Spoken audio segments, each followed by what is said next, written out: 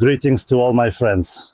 Currently, the geopolitical situation across the Middle East remains incredibly tense. The involved parties are supposedly trying to reach some kind of formal agreement, or at least that is exactly how Donald Trump wants the situation to look to the public. It is perfectly clear what is happening here. Because the United States has found itself in a rather difficult and complicated situation. I mean, this is primarily true for Trump himself.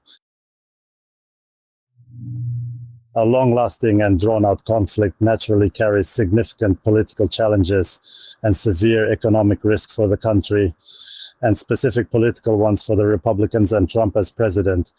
It is important to note that any delay and the involvement of more and more resources naturally jeopardizes his future, so to speak, rule. What exactly is going on in his head, we simply don't know.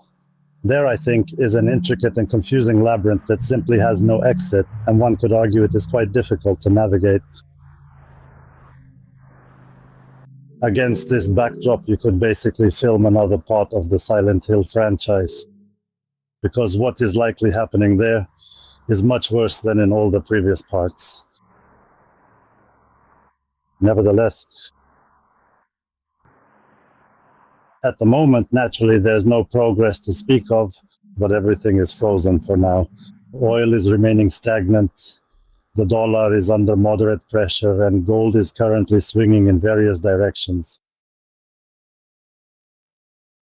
And it's exceptionally difficult to give any comprehensive assessment yet, because on one hand, it's in Trump's interest to bring this entire mess to a close as rapidly as possible, so to speak. On the other hand, it is clearly and undeniably difficult to navigate this complex situation without incurring significant reputational losses for both Donald Trump personally and the United States as a whole on the global stage. Consequently, it is quite hard, honestly, to make any definitive or concrete predictions about the future. As for the energy sector, I personally wouldn't recommend getting into oil right now because it remains an incredibly volatile and risky asset that could either soar to new heights at any given moment or suddenly crash without warning. Furthermore, it is very hard to find the perfect sweet spot here in terms of balancing the risk-reward ratio effectively. Therefore, when it comes to oil investments, we are still choosing to stay completely out of the market for the time being until things stabilize.